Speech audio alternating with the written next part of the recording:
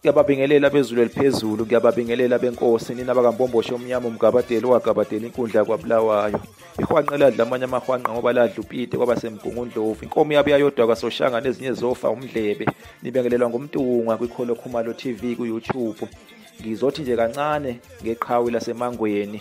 Iqhawe-ke ugundane-ke kumitha kaNdlovu wakandiweni nina beqhawe. Abantu bakandiweni kusaba abantu bakazwane baphuma-ke kundiweni okuthiwa-ke wabe engenye yamadodana-ke yenkosi-ke uZwane. Nasiya isizwe-ke sakwandiweni-ke ningizimu yezwe laseZimbabwe endaweni-ke okuthiwa-ke kwaMthwakazi. UMthwakazi-ke isizwe-ke sakhiwa-ke inkosi uMzilikazi emva kokusuka kwayo-ke kwaZulu. Nina beqhawe gundane kumitha-ke wabe-ke undunankulu kaMthwakazi, wabe-ke undunankulu wenkosi-ke uMzilikazi. Nina beqhawe ugundane kumitha-ke wahlangana-ke nenkosi-ke uMzilikazi ngemva kokubulawa kukanyoka nakampeyana. Unyoka nakampeyana wabulawa-ke impi kaMzilikazi. Unyoka nakampeyana wabe-ke ejutshwe-ke yilembe ukuba kabheke-ke indawo-ke yasebaqolosinye. Wafa-ke ebulawa-ke impi kaMzilikazi. Nina beqhawe emva kokubulawa kwakhe-ke uMzilikazi-ke wathumba-ke ingxenyana-ke yesizwe sakhe. Nina beqhawe kuleyo ngxenyana-ke kwakukhona-ke nogundane kumitha kaNdlovu okwahamba wagcina-ke seyiqhawe sevelele kakhulu, wagcina-ke sewundunankulu wesizwe-ke sikaMthwakazi. Nina beqhawe uma kulandiswa-ke ngomlando-ke ngogundane kumitha kaNdlovu kusuke kufana-ke nokuthi-ke kusaphindaphindwa-ke umlando ngenkosi-ke uMzilikazi. Ngakho-ke ukuze-ke siwufinqe-ke kahle siwenze kube mfushane, okungcono-ke siwuthathele-ke ngenkathi-ke sekuhanjwa emva kokwehlulwa-ke sizwe-ke sikaMthwakazi sehlulwa-ke amabhunu ayakhe-ke ngaphesheya kwegwa. Amabhunu-ke oPotgieter nesekela lakhe-ke uGerrit Marisi ehlula-ke uMthwakazi-ke ngo-1837-ke ngoLwezi empini-ke yaseGabeni, lapho-ke amabhunu-ke ashisa khona-ke umuzi-ke waseGabeni. Empini-ke yaziwa ukuthi impi yaseGabeni ebuye yaziwe-ke ngesiLungu kuthiwa yi-Battle of Gabeni. Nina beqhawe ngo-1837, kanti-ke ngo-1836 impi kaMzilikazi yayihlasele-ke yawanqoba-ke amabhunu yathumba-ke ney'ngane zawo. Ngakho-ke impi yaseGabeni kwakuyimpi-ke kwakungeyo ukubuyisa-ke izinduku-ke kumabhunu. Nina beqhawe amabhunu-ke ayesafuna-ke iy'ngane zawo ezayithunjwe-ke yimpi-ke yenkosi-ke uMzilikazi.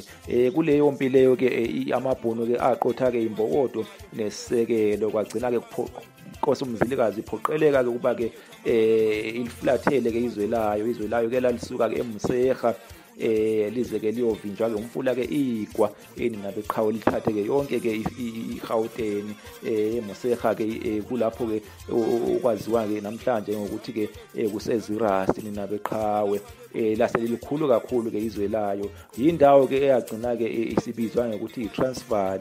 Indawo-ke yagcina-ke sithathwe-ke iwona-ke amabhunu emva-ke kokwehlula kwawo-ke inkosi-ke uMzilikazi. Ngenkathi-ke sekuhanjwa inkosi uMzilikazi kuthiwa-ke yasehlukanisa kabili isizwe sayo. Enye ingxenye-ke yaholwa-ke yiyona-ke uqobo, kwathi-ke ingxenye yesibili yaholwa-ke ugundane kumitha kaNdlovu wakandiweni. Inhloso-ke kwabe-ke kuwukohlangana-ke ngasey'ntabeni zamathopho ngaphesheya-ke kweNgulukudela. Nina beqhawe kuthiwa-ke ingxenye-ke yaholwa-ke ugundane kumitha yahamba kahle kakhulu, yafika kahle-ke lapho sekukaMthwakazi khona namhlanje, yafika yakha-ke umuzi waseGibixhegu, umuzi-ke wakaGibixhegu. Nina beqhawe kwathi-ke ingxenye-ke eyaholwa-ke inkosi-ke uqobo yaduka kuthiwa yaduka-ke kweminyaka-ke emithathu yaze-ke yatholakala-ke ngo-1841. Nina beqhawe nina bembuke idukile. Ngenkathi-ke idukile kuthiwa-ke ugundane kumitha-ke wabeka-ke umntwana uNkulumana njengenkosi-ke yesizwe ngoba phela wayengasakholwa ukuthi inkosi yayisaphila. Nina beqhawe nina bembube okunye futhi-ke wayifakwa-ke ingcendezi isizwe sasifuna-ke ukugubha-ke umkhosi-ke wencwala. Umkhosi wencwala-ke umkhosi-ke kusewumkhosi-ke wokweshwama. Nina beqhawe nina bembube wagcina-ke phoqelekile-ke ugundane kumitha kaNdlovu wakandiweni ukuba-ke abeke-ke umntana-ke ke uNkulumane. Ngo-1841 ke kuthiwa ke kwaphunywa ke inqina yayofuna ke inkosi, ngoba kwakukhona ezinye izinduna ke ezayilokhu nje ezibelesele njengokuthi ke makuyofunwa ke inkosi zayikholelwa ke kuthenini ke inkosi yayisaphila nina beqhawe. Zagcina ke iphumile ke lezo induna ke ezaholwa ke ngumkhithika nina beqhawe ngo-1841 ngempela zabuya nayo ke inkosi kuthiwa zayithola ke buqamama ke nomfula ke uZambezi nina bembube.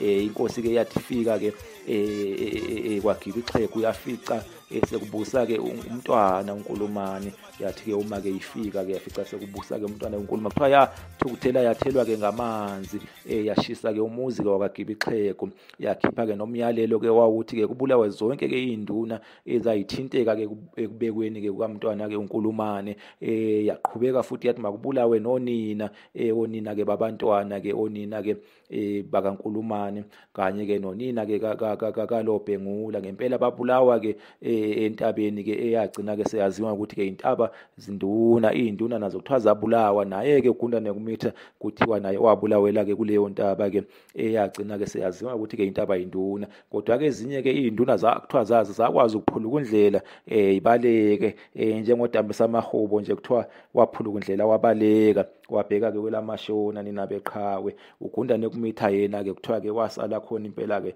entaba induna nina beqhawe. Ey'bongweni zenkosi ke uMzilikazi ayavela ke amagama, siyavela ke isigameko sasentaba induna uma kuthiwa ke ubuvamba benziwe uGundane Kumitha kwabakaMashobana, benziwa uNtshumane kwabakaKhanyi, benziwa uDambisa Mahubo kaMafu, benziwa nguSomabhulane kaDlodlo, benziwa uMrhabahaba kaNkwali kubakhwanazi, benziwa ziyababhala impela ke ibongo ke izinduna ke ezathinteka ziqhubeka zithi basikazi undlu ngophaphekelwe indlondlo, indlondlo isabhula amaphiko, intuthwana zamba amagode ebaleni, injombane yadluselwa lencwala yabhasela ngabasondezeli kwantaba induna.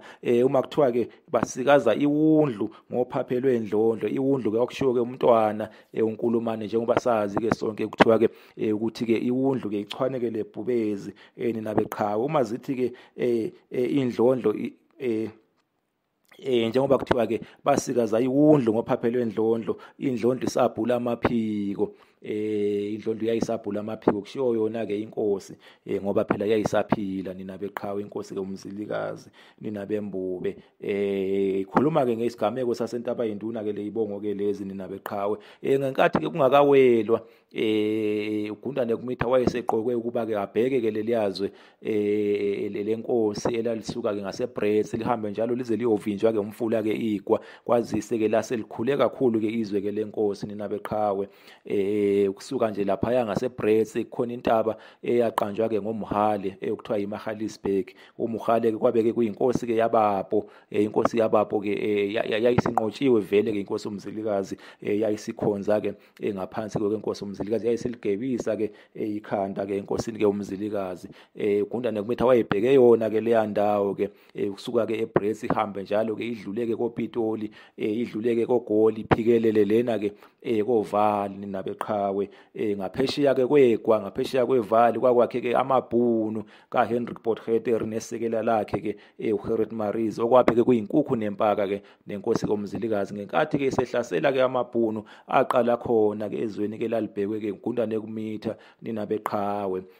Umhale ke inkosi yaBapo, yabaBapo ke ingxenyana ke yabeTswana ke, njengoba sazi ukuthi abeTswana bahlukaniswe ke igatshana, khona abaTaung, abaHurutse, abaPo njalo njalo. uMhale ke wayehola ke abaPo ngaseBrits, wayibandakanya namabhunu ke yena ngenkathi ke sekuliwa. Amabhunu into ke ayenza aqoqa zonke ke izitha ke zenkosi ke uMzilikazi, ahlanganyela ke inkosi uMzilikazi nezitha zayo nina beqhawe.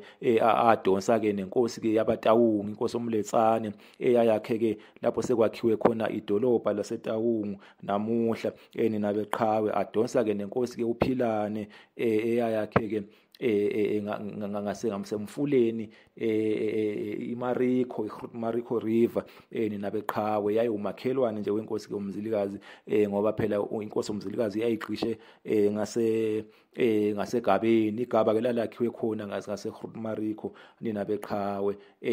Amabhunu ke abuye kadonsa ke namakorana kwakuyizitha futhi ezinkulu ezenkosi kaMzilikazi. Amakorana kamakhaladi asondelene kakhulu ke namahilikwa, asondelene kakhulu ke namaHrikwa nina beqhawe.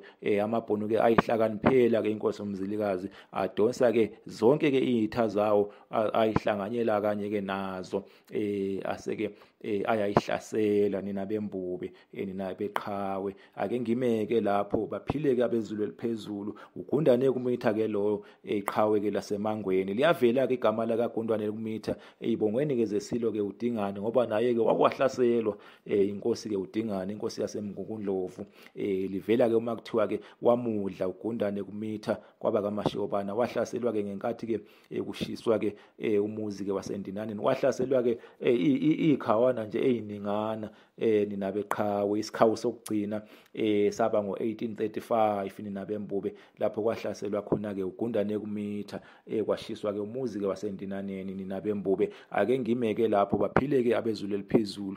Inkosi nje, inkosi yasidabula ngamandla.